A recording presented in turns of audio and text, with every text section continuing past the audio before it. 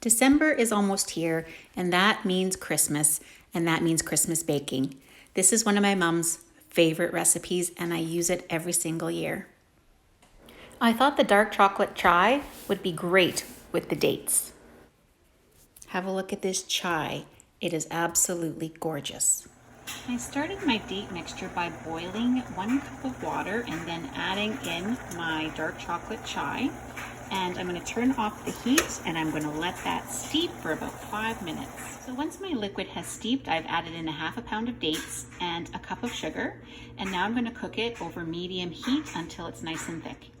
So in my bowl, I have 1 3/4 cups of rolled oats, 1 cup of brown sugar, 1 1/2 cups of flour, 1 teaspoon of soda, 1 teaspoon of salt, and then I'm just going to give it a quick whisk to mix everything together.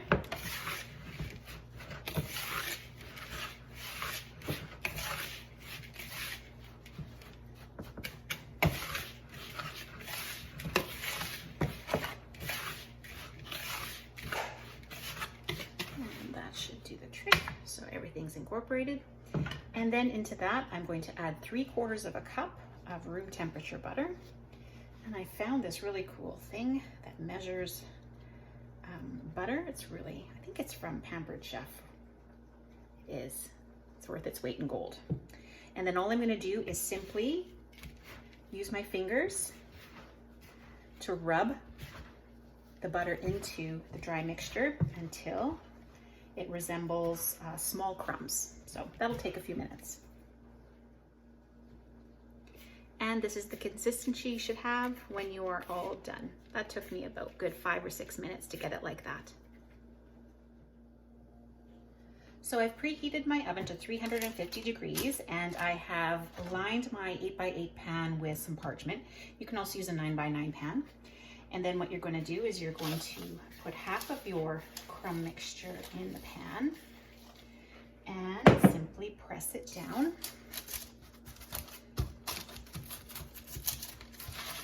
And you want to get it fairly even so that when you cut the bars, they look really nice. Plus they'll cook a lot more evenly.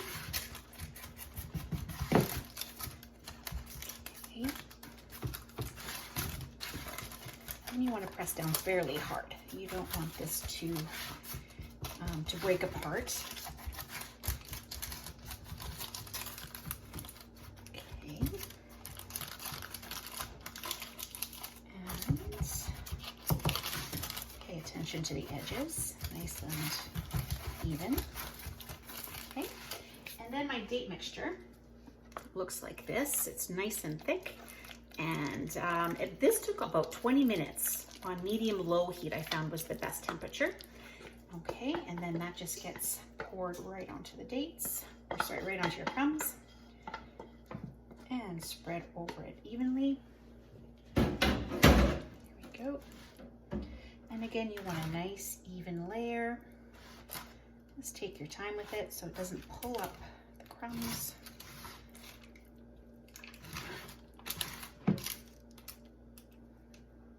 Oh, it smells really good. And of course, you don't have to steep your water with tea if you don't want to. The original recipe is an absolute winner, as is. Okay, and I like to make sure, again, my edges are nice and neat because it looks a whole lot nicer when you cut it. Okay, there we go. Okay, right to the edge. All right, and then the rest of your crumbs go on the top. And I'm just going to spread them evenly out. Thanks.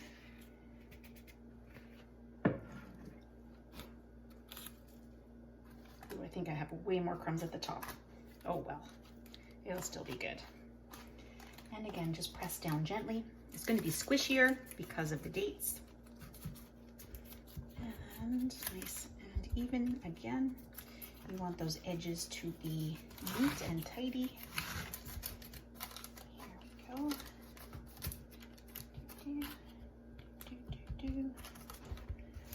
I haven't had these since last Christmas, and I'm really excited to try a piece with a cup of hot tea. Probably the last of my blood orange sunrise, actually. Okay, so neat and even and press down. So that's going to go into a 350-degree oven for 50 to 60 minutes or until golden brown. Leave in the pan to cool for a good half an hour before you take it out to prevent crumbling. Hi everybody. So here it is. It's the final square, and I figure we can't do a baking video without a taste test. So let's see how they turned out. I can't wait.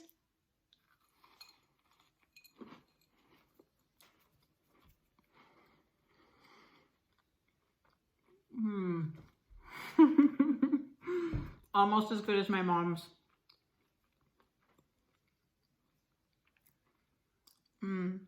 Buttery, just the right amount of crumbly, not as sweet as you would think. I'm not too sure if I taste the tea too much, but frankly, it is absolutely delicious and you have to try them.